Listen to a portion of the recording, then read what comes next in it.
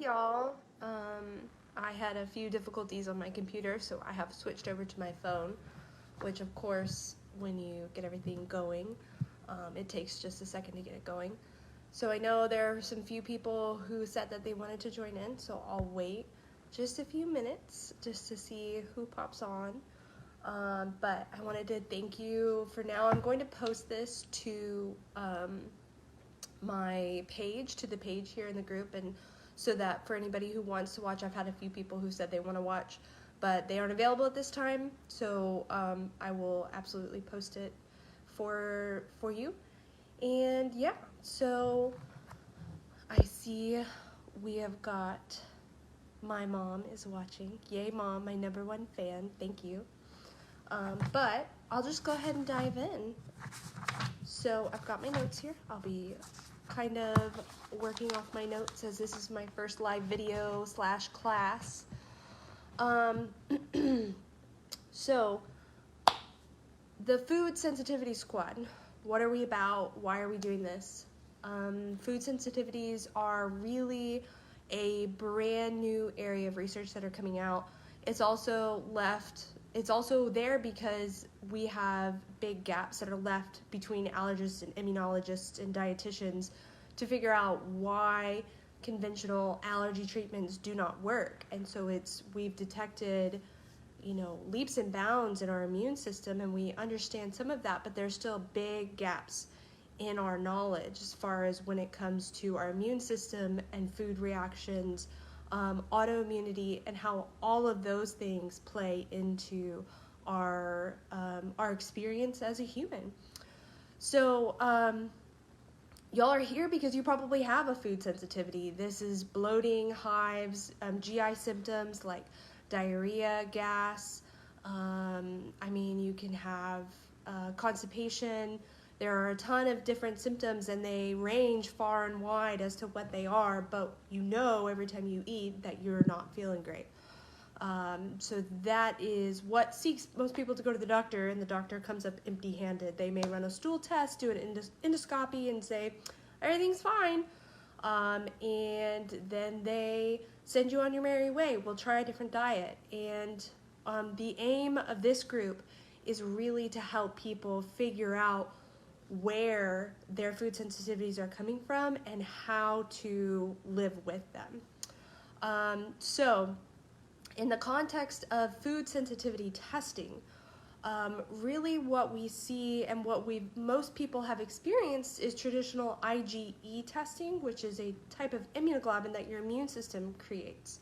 And IgE is strictly an allergy-related reaction.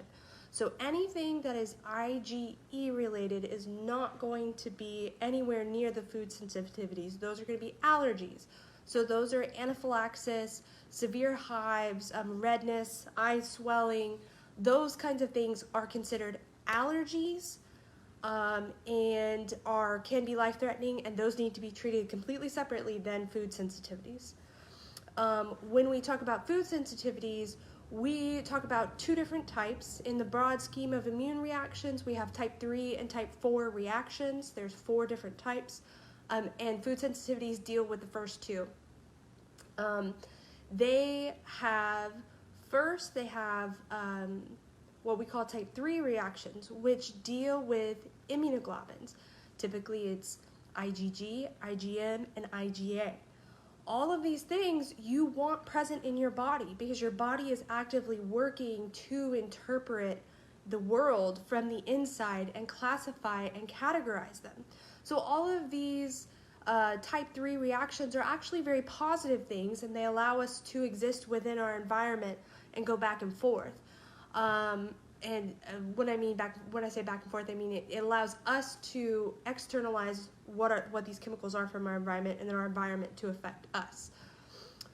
What happens with these type 3 sensitivities is that they find a food, and one of those immunoglobulins will latch onto a food, and it does what we call a cascade effect.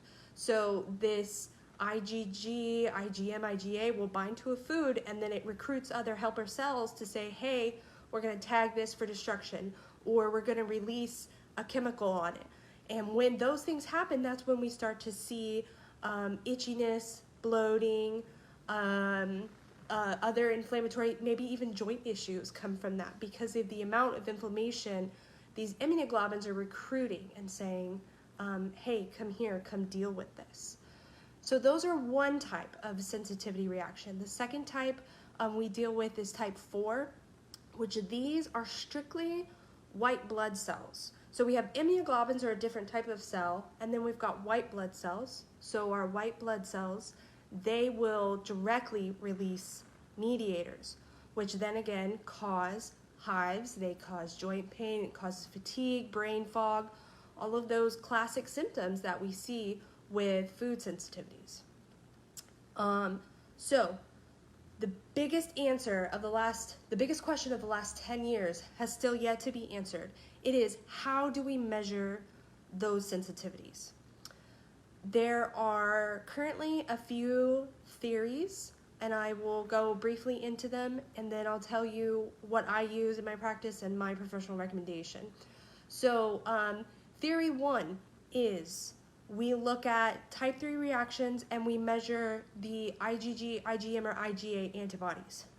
The problem is, with IgG specifically, which is our tests with like Everlywell, any of those home test kits, you do not get a accurate reading of what is actually causing it.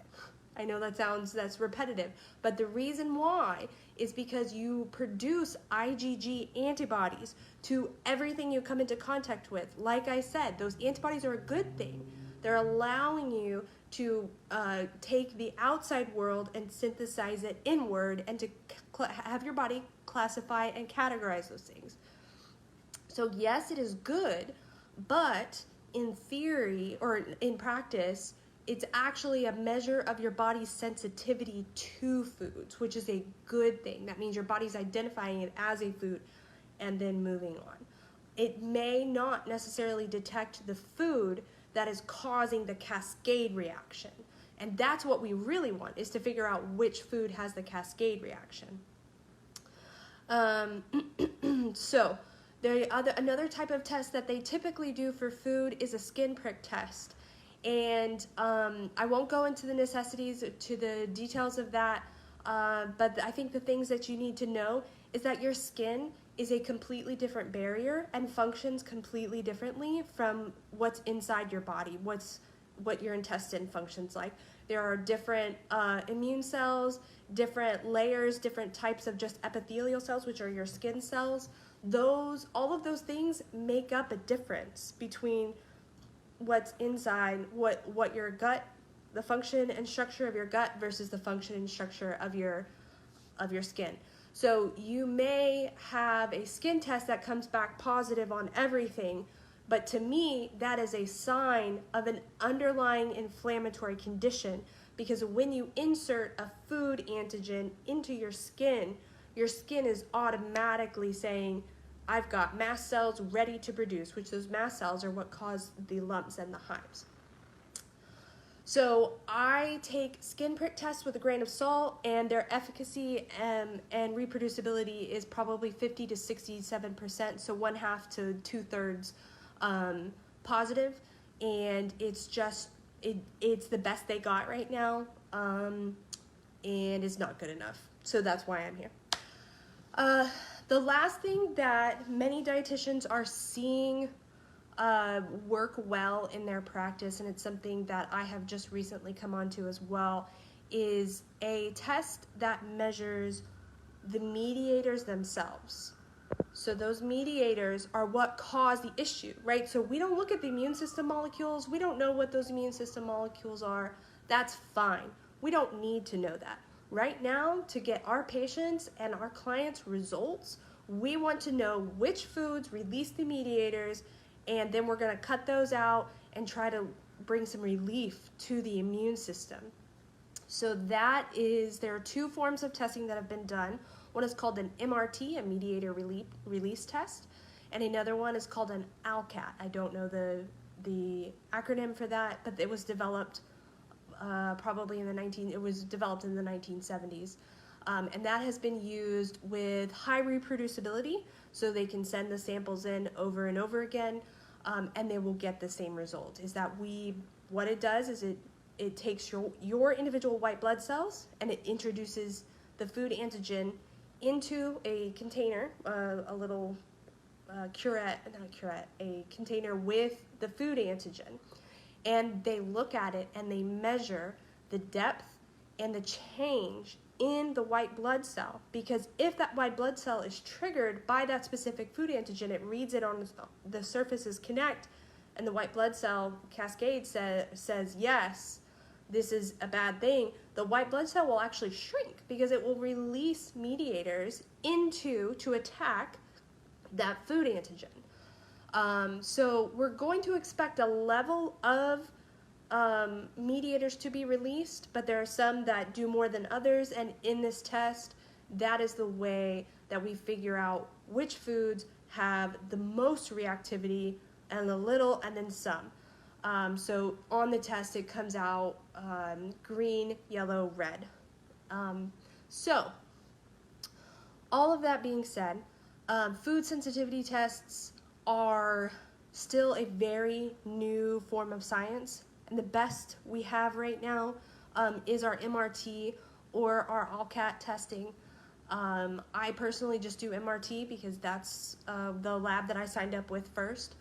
I don't have any bias against either one of those testings, but what that really does in summary is it really just looks at what mediators, what inflammatory molecules are being produced, which foods cause the white blood cells to release those inflammatory molecules.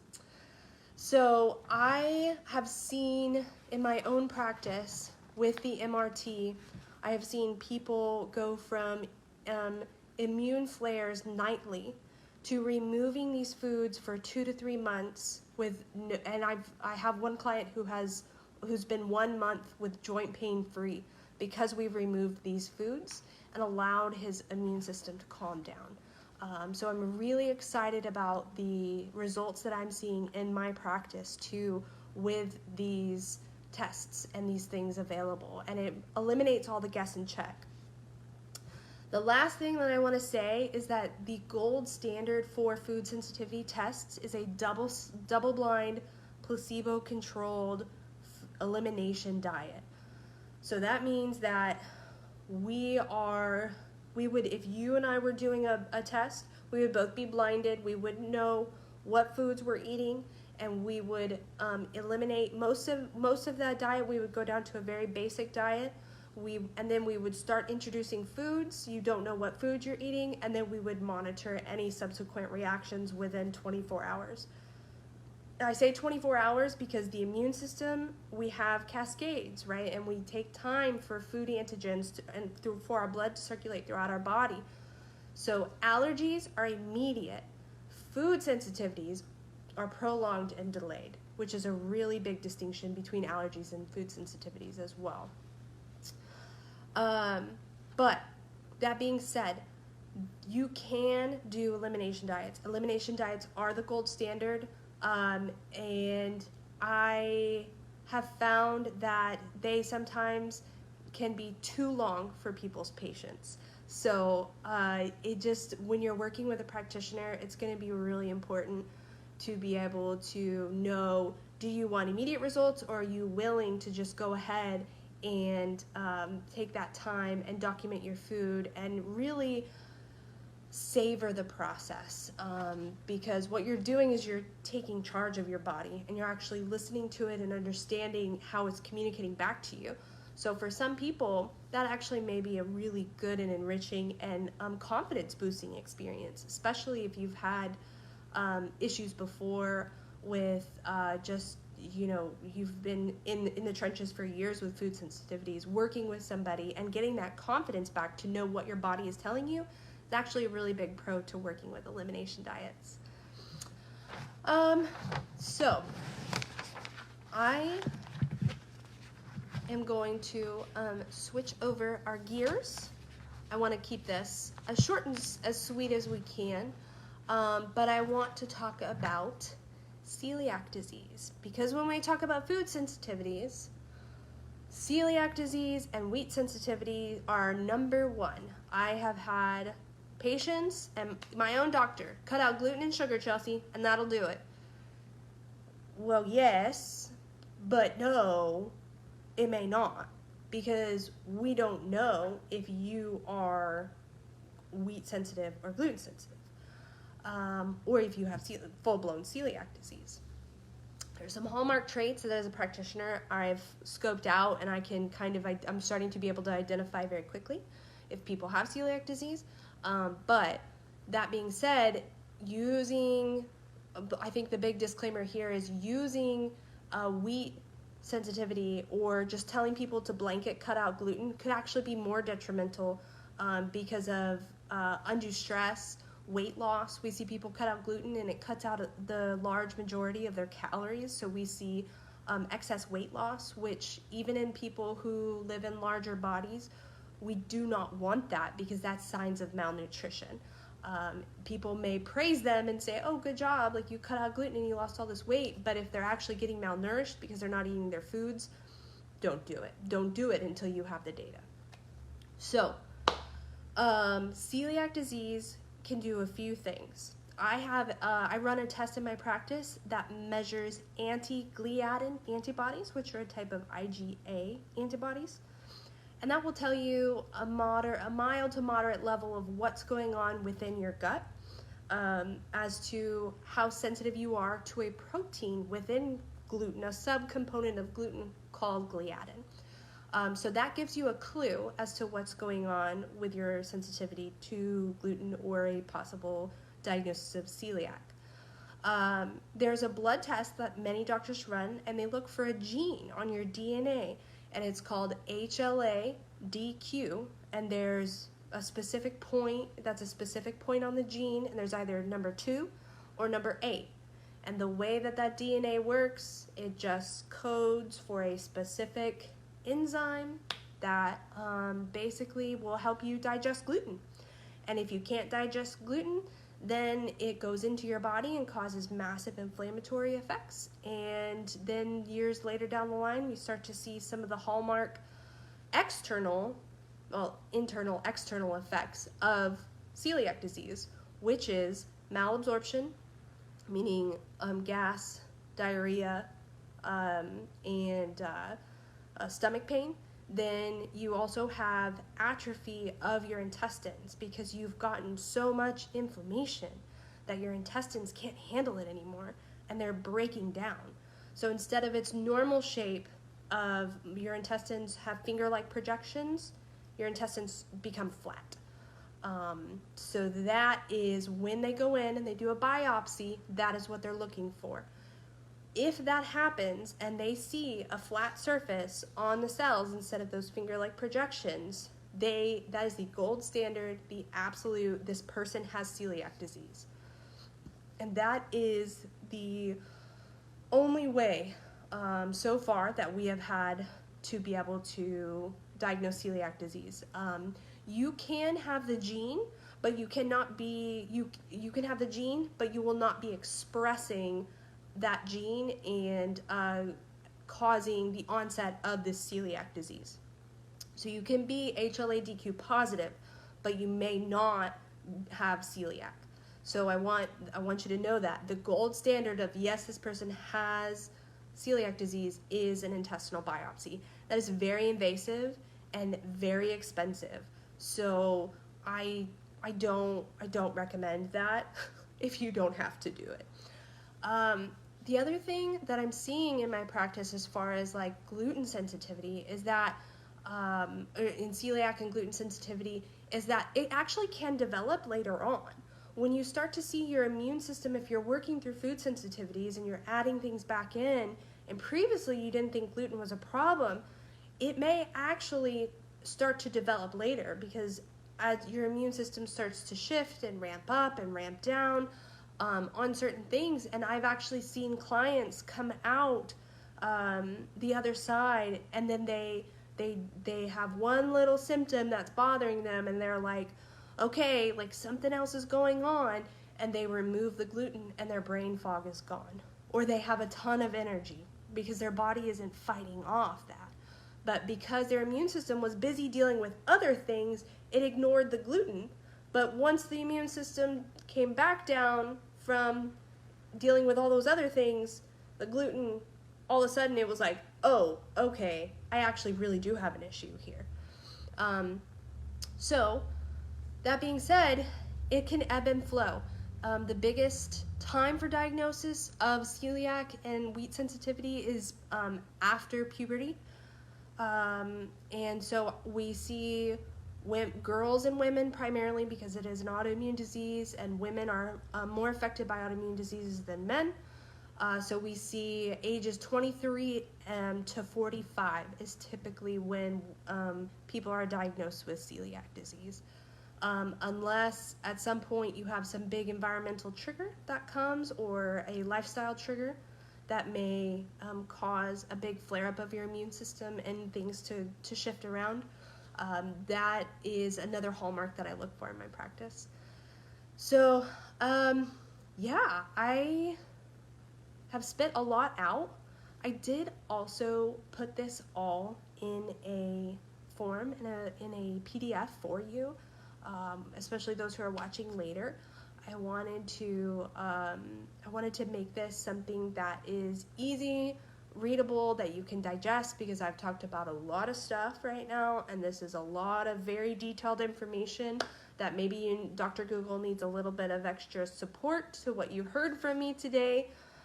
So if I already have your email, you can tell me and I will email it to you, but I would love for everybody to go ahead and, as they're listening to this and they want that PDF, just go ahead and put your email in the comments, and I would love to shoot that over to you so that you have that.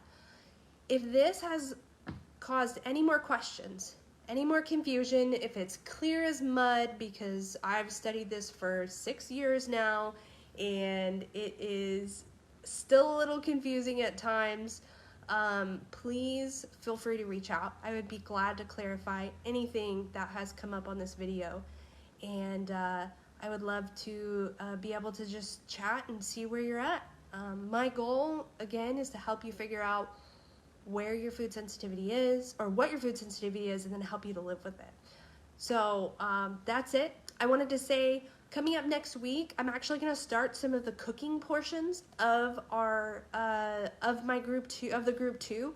I'm really excited to be showing you some really easy, yummy ways to get veggies in your diet, to have high fiber, to support your gut health.